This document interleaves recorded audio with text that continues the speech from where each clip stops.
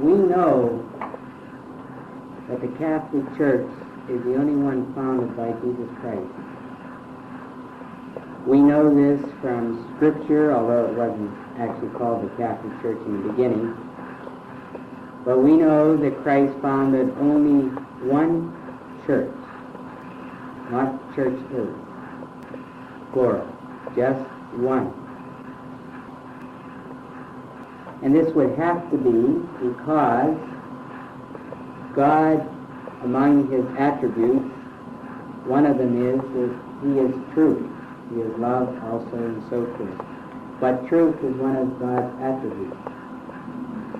Consequently, God could really only establish one church. It has to be infallible.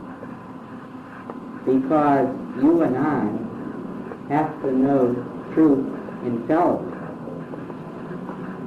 We cannot know or left up to our own decision as to what is true or what is false.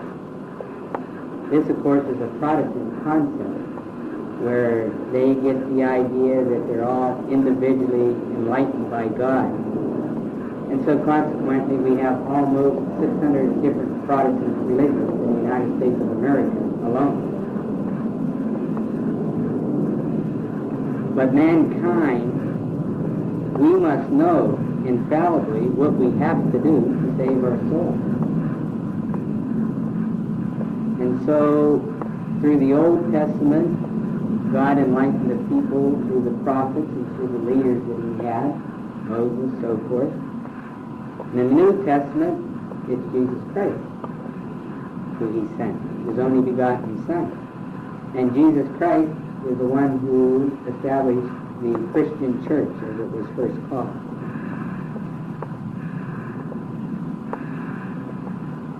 If we did not have infallibility within our church, we would lead to what has happened to practically all the other religions in time, where they lead to idolatry, all kind of false concepts and immorality and so forth, which they naturally have to lead to. Why? Because if you have no one to say infallibly this is true or not true, then people are going to be divided on an issue. One man is going to think, well, it's okay to steal if I only steal $5, because that's a small amount. Another man will think, well, I can go as high as $100. Well, God says, you shall not steal. So, and it applies to everything else. And it applies to, for example, on a current day problem, on abortion. Is it murder or is it not murder? The church is the teacher of morality. The church has said that abortion is murder. That settles the question. Whether you or I want to accept it, that's our problem, because we have our free will. But there is no discussion on the matter actually, because when the church teaches on morals in her official teaching capacity, that settles the question. The Pope himself has infallibly given the definition of whether abortion is a murder or not. So we have to have this type of thing. It sounds good if you want to say, well, I'll just pick out the church that I like the most, the one that suits me the most. But then you're never going to know what you should really believe or not believe. Because, you know, at different stages of your life, when you were 11, 12 years old, you thought much different. Your ideas were very different. When you're a teenager, or 17, 18 years old, your ideas are much different. And as you go along in life, you know, you have different experiences, and something that you said, well, I'd never do something this way. Later on, you do it exactly that way. You find out, well, maybe that's a better way to do something. So it is under continuous change. But here again, to get back to the basics, God does not change.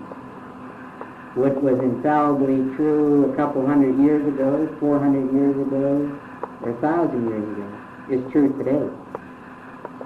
True because God, as you know, gave to Peter the keys, and which you shall bind on earth shall be bound in heaven, and so forth.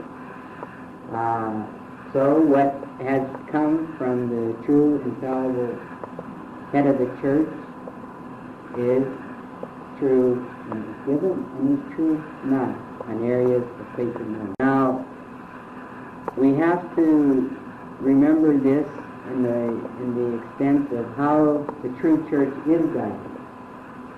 It is being always guided by God. Even though we had a true pope at the time, even though we would have a man who is a vicar of Christ, but he would be guided by God, personally guided by God, the third person of God, the Holy Ghost. So this brings in on this background to show what the church is and why we must have this infallible source, and what it is going to mean as far as our present day living in the United States of America. Christ gave the power to Peter. As you know, when he was talking to Peter in the Bible, several places in the Bible, and Protestants should read the Bible more and really try to understand what it's saying.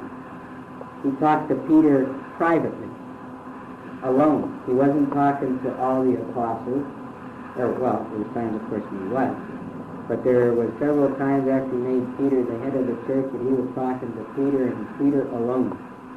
And he gave him all this power to have in the church, which makes only the Catholic Church to have true salvation. No other church. Now, this does not say that a Methodist, for example, cannot be saved. First of all, we are not the judge of anybody else's soul. And second of all, we know that it is the common opinion that someone outside the church, if they live a good life and try to follow God's laws as best as they know it, and through God not giving them the gift of faith to believe in the Catholic Church, they actually can be saved through the graces of the Catholic Church because of their desire to be a Catholic without them even knowing. But this is not any of our judgments to pass. That's God. He knows. So, but basically, the only church that can give the power that God gave to save one's soul is through the Catholic Church. Again, because Christ established only one church. What areas are the church infallible in? They're infallible in regard to the truth of the natural order connected with dogma.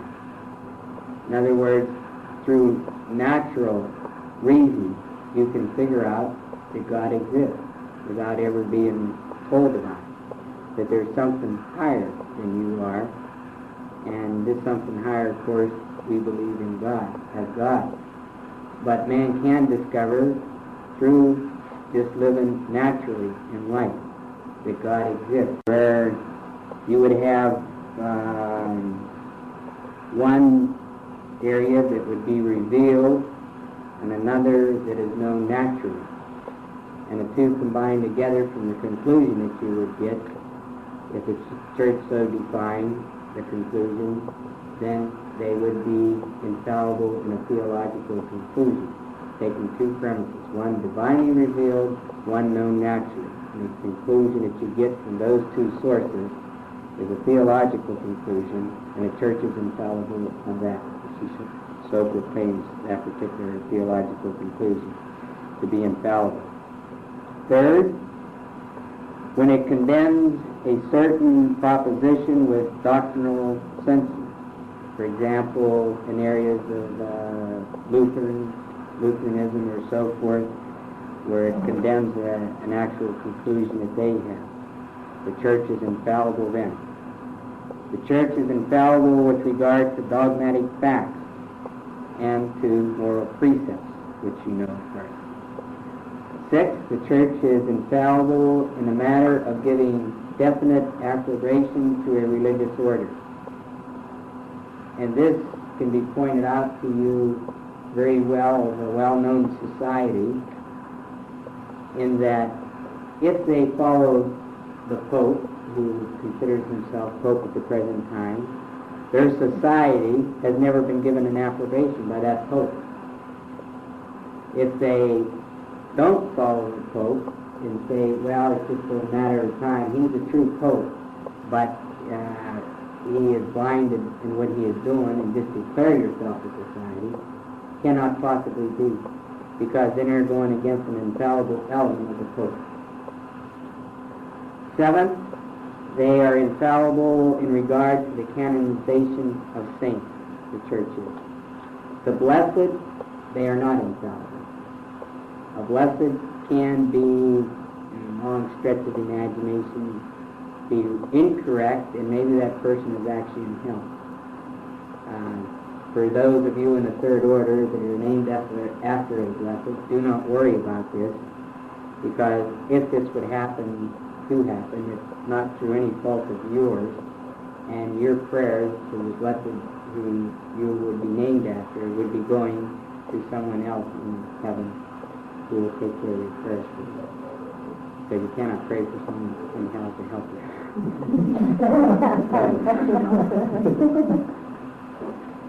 Now, the power to rule given by Christ to the church are just similar to what we have, say, in this country: the legislative power to make the rules, the judiciary power to interpret the rules, and where we say the executive power, in the church they say the coactive power, which is the right to employ the physical or spiritual measures necessary to keep their constituents in line. We have identified what the church is. Now, what is the state? The state is a natural and perfect society consisting of many families and individuals established for their common good or public welfare under the direction of the supreme authority of a common ruler. It is self-sufficient and has all the means necessary to attain its proper end, and is to the common good of peace and prosperity. New York State would not be considered a state with this definition. A state actually would be the United States of America. The individual states would not be considered a state in church definition, because it has to be self-sufficient. And what state in the United States do you know that is not subservient to the federal government? How does the state come about? Well, there was a lot of false concepts on why a state came about, and I won't get into the different philosophical points that are given of why a state came about. But basically, the state came from just human nature. Many people, first Adam and Eve, and then you had more people and so forth, until you might say have a group of people like this. If we were all living in this immediate area, we might gather together some night and say, well, let's see, shall we build a little roadway through here, or shall we put up a building for people to use for entertainment, or shall we plant a big garden over in this field and we all help? In other words, the state came about because people getting together and deciding, well, now we should maybe start to pool our talents together and have areas of law and order of some things that we should follow and do and not do, and respecting other people's properties and so forth. In other words, it was a natural development that the state came into existence, because man seeks in his nature, seeks its completion and perfection in a state of civil life. You seek to do many things in relation to society as a whole. There again, none of you here are living out in an island someplace, all by yourself. You live with other people. And when you live with other people, whether you live in an apartment house or you have your own house, there's going to have to be certain regulations for it. It's a natural existence. Now, all that the state's power comes from, again, state in the United States of America, comes immediately and proximately from God. As the power with the Pope comes, as soon as the Pope accepts being a Pope, a true Pope, his power is right now. The same with the bishops of the church. Once they're consecrated a bishop, his power is immediate. It's not given in little pieces by God. We'll give you 10% today, and if you're doing all right, we'll give you maybe 15% next week. No, it's immediate, 100% right now. Now, the state, in the same way, when people accept the office, their authority comes from God.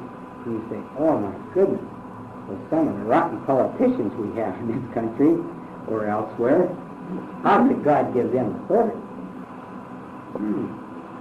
Interesting. But the thing is, God does give them authority. If they misuse that authority, that's not God's fault. And many times, if you have people who are living wicked lives in an area, God will let the people elect a wicked person, because we elect, rather than a monarchy or something, we elect by democratic method. So this power does come from God, because it's a basis of the natural law and a requirement of the natural order. We know that a state comes into existence because of nature. More people gathered together, so they established a state. A community, maybe at first some would call it, but eventually a state. It's natural. And so this power, all natural order, comes from God. So the power of the rulers comes from God. It's natural. It follows. This is in complete contradiction to the concept that the state is supreme. Because the state, there's three levels. There's a supernatural level, or supernatural powers and laws, which is God. Then you have the natural level, the natural order, which is infused by God into nature, where people have the basic human desires of what is right and wrong and the existence of God and so forth. Then you have the state level. That's the last. That's the lowest. God comes way before the state, so does natural law come way before the state. So the three levels, the state is the least one you have to obey. And in purely penal laws, you don't even have to obey them in the eyes of God. A classic example, if you want to go down a highway at 70 miles an hour to 55 mile an hour speed zone, you can do it without breaking any of God's laws. But if the policeman catch you, you'll have to pay a fine. But you don't break God's law. And I'm not telling anybody to speed, but this is just giving an example. So in communism, the state is supreme, which is completely wrong. Completely wrong. Now, what is our policy in the United States? We have what? We have separation of church and state. Can this possibly be? You're right. No. We are living in a country that could never be officially accepted by the Catholic Church. It's tolerated because, what can Rome do? They can't send troops over here to destroy the United States, nor would it be their desire either right now. But as far as acceptance under what we're living, would not be acceptable to the Catholic Church. Yet here we are, Catholics living in this country. But why would separation of church and state be wrong?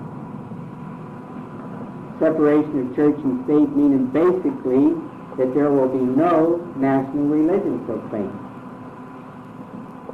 Now we know that we have, for example, freedom of thought. But do we have absolute freedom of thought? No. You and I do not have absolute freedom of thought, because we cannot have the freedom to think in moral matters that go against the church, what it has defined. We have freedom of speech, but do we have absolute freedom of speech? No, you don't. Oh yes, in our Constitution it says any man has the freedom of speech. But you as a Catholic, you do not. Because you cannot go out and publicly proclaim against God's law. You do not have that freedom of speech. You cannot go out and say, for example, abortion is okay. You cannot do it. Oh, sure, you can physically do it. You can go against God's law. But as a Catholic, you do not have absolute freedom of speech, even though the Constitution of the United States says that you do. And the same holds with freedom of conscience and worship, which is in the Constitution of the United States. Do you have that freedom? No. You're not free to go worship in a Protestant church. You cannot do it. You know, you may not like, for example, the priest who gives a sermon wherever you may live, in which you could go, maybe you see Billy Graham on TV, for example, and say, oh, how exhilarating he is. He really lifts my spirit. You do not have the freedom to go to Billy Graham's services. By saying that we have freedom of religion in the United States, it puts the Catholic Church on the same level with the Protestants, with the Methodists, with the Buddhists, with the that one that goes around the Moonies, Jehovah's Witnesses, all of them. It puts the Catholic Church on the same level. Now how can this be if God is true? Can a Catholic Church lower itself to the level of any other religion? No. And this isn't being said in pride, because we didn't establish the Catholic Church. Christ did. God did himself. And I think we have lost sight of this, because we accept in our own Catholics living in this country, well, everybody to each in their own religion. We don't force the Catholic Church in anybody. Don't get me wrong. That's never, even in a completely Catholic country, you don't force Catholicism on anybody. But you do not put the Catholic Church on the same level with any other religion, because it's the only one religion established by Christ. What has been in the United States the concept of separation of states? What has been the results of it? First, it has denied the spiritual order of men, whose last end is God. The United States makes no reference to man's last end. Last end. Makes no reference to this. That's one of the results of separation of church and state. It can't. Because if it comes out and says, well, your last end is heaven or hell, well, I shouldn't even say hell, because many Novus Ordo Catholics don't even believe in hell. But they can't come out publicly and say, and our last end is really with God, as an official country. The President of the United States may say it in a speech or something like that. But the country officially itself cannot say that, because you have certain religion that believes in reincarnation, and maybe you're supposed to come back and you'll be, for example, a cat or a dog or something when you're reincarnated. Because you have freedom of religion, and you can't deny anybody else's thought. So you could never come out with an official policy. But our last end is God. We because knowledge of God is only vaguely given. They can't come out on any definite stand. It's only vaguely given. So, because it's only vaguely given, the state cannot procure tranquility, because tranquility and peace is impossible without the moral order. And since they cannot come out in any definite moral order, then your whole social order is going to be destroyed. And I think it's fair to say that our social order is destroyed today in this country. Do we really have people living in peace? It wasn't too far back when most people in the country could walk out of their house and leave their door unlocked and not worry too much.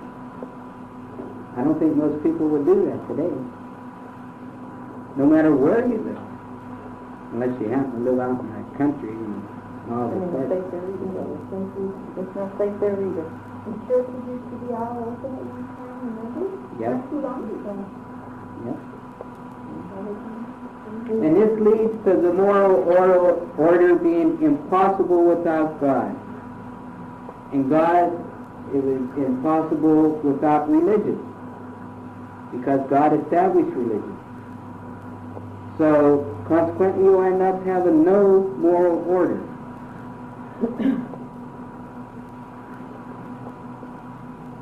Now, we have an indifferent state in the United States, indifferent where it takes no separation of church and churches. Now, because of this indifferentism,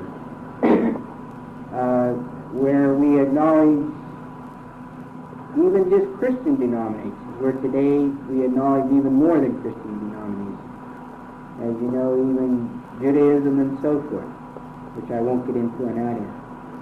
But what does this lead to when you have a multiplicity of Christian religions in the country? It leads to, first, atheism. Atheism. Because if you have no creed of what God is, no definite creed, then people tend to just go away from religion altogether and turn to become atheists, no longer believe in God. And how many people today do not believe in God in this country? And how many people, just for the purpose of putting on a somewhat secure front, will say, well, yes, I believe in God. What do you believe in God about? They can't tell you a thing. They can't tell you the Ten Commandments or anything else, but they'll say, I believe in God, just for the sake of saying it. How many of our college youth do not believe in God today? Do not believe in God. And look, of course, the Novus Order of Church didn't understand for $300 anybody can get a divorce.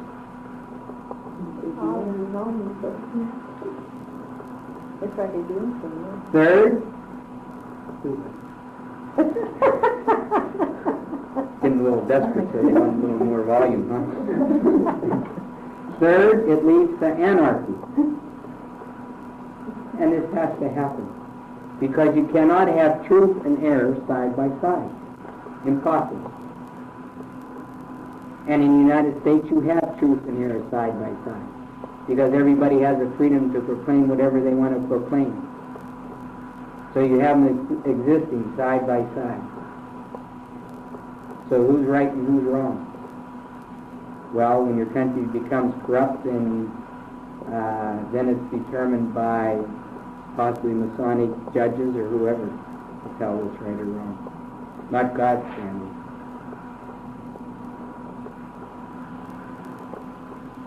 Now, since God is truth, what He has revealed is not only true, but must be followed. Because God does not waste words. What He has revealed, it is up to us to follow. We have no choice. Is what has been taken on as our national objective for the Third Order. Very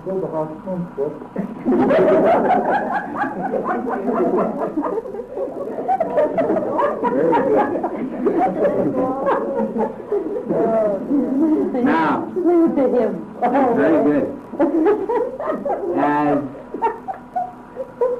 As important impossible as it sounds, let us realize that it's the only thing we can try to do, because nothing else will suffice. There's no substitute, because we living here know what has happened through abortion laws, divorce laws, all kind of immorality, the homosexual teaching in the schools, all this, because of so-called freedom of speech, freedom of religion, freedom of this and freedom of that. This is what it has led to. Yes. Italy one time was saved by the Third Order. The Third Order secular.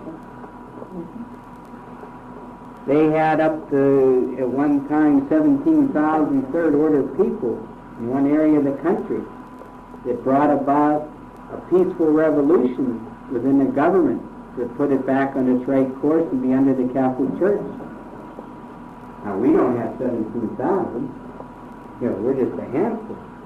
But obviously you have to start with one before you can get 2, before you can get 10, before you can get 100, before you can get 1,000, and so forth. So it's not impossible if we have God and cooperate with His grace, which means that you in your own interior life have to be purified. And we went over that in the way of an area of speech, poverty, chastity, and obedience, and all the others. I'm not leaving out humility and charity and all the others with it. But this is what we have to do, because why should we settle for anything less is suicide? If we do not put the United States under the authority of the Catholic Church, we'll never straighten this country out. Now, the last country to show that it was done, there's no country in the United States, no country in the world today that is a Catholic country. None. The last country was Spain, when Generalissimo Franco was fought. And Spain had no pornography problems. They had no divorce problems, because you couldn't get divorced.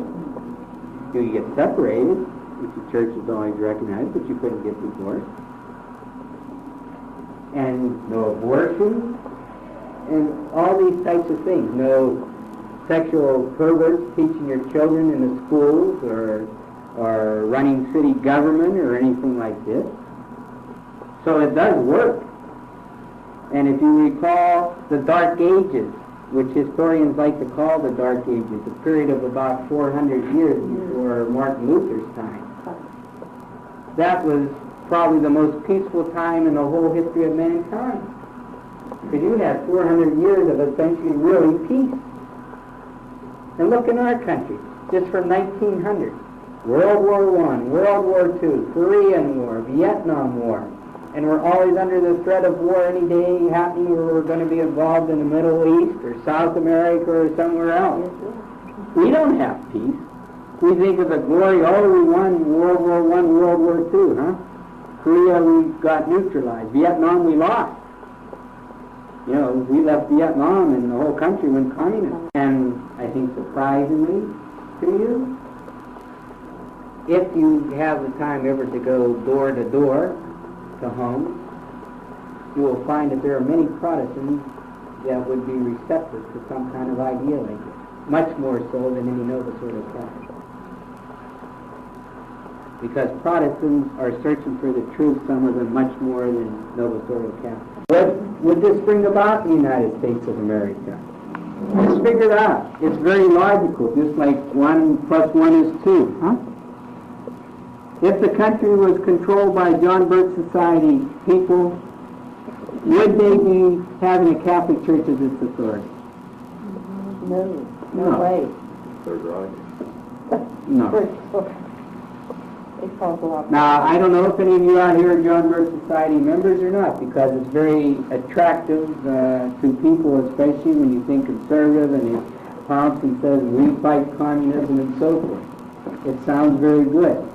But the thing, again, I'm not going to get on the angles of the good or bad of the John Birch Society, except to point out to you that if the John Birch Society controlled the United States, we would be no better off, because it would not have the true church as its authority, which would give you the true moral laws and all the other things that are needed with Christ the King as head of the country.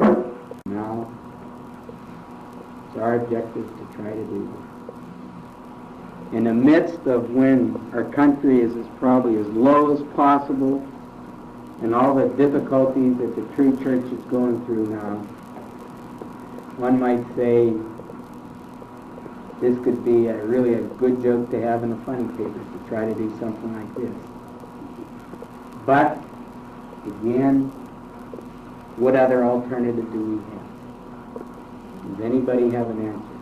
What other alternative? There's no other answer, brother. When it's the lowest, so that's when God will help us. The graces is the greatest. Oh, That's true. Read the Bible, is the one way to go. So don't worry about things about when the end of the world's going to come, or the second coming of Christ, and all this material that's spread out and given to people, because we don't know when Christ is coming the second time and all of these things, or when the world's going to end. People who tell you this are lying for the simple reason that Christ said, only my heavenly Father knows me. Now, if only God the Father knows, I'm sure there's no mortal man here on earth that knows. Because Christ did not say it was going to be revealed to anybody either. Not that God couldn't. I don't mean to say that he could not reveal to somebody. But basically, I would pretty feel sure that it'll happen in God's time and only when God wants it to happen. So in the meantime, we have to live, children have to live, other people coming up in the United States of America have to live. So what's going to be left behind? If we don't get the Catholic Church in, it'll be communism, masonry, anything else that will be ruling the country. And it won't be God. And you'll have a completely immoral society, and it'll probably just be self-destructive. So with that, I'd like to leave you on tonight's speech, but to realize what our objective is, and to settle for nothing less, because there's nothing else that we can do.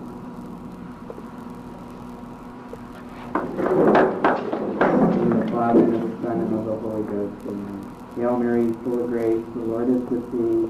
Blessed art thou amongst women, and blessed is the fruit of thy womb, Jesus. Holy Mary, Mother of God, pray for us sinners now and at the hour of death. Amen. Our Lady of Mount Carmel, Pray for us. in the name of the Father, and of the Son,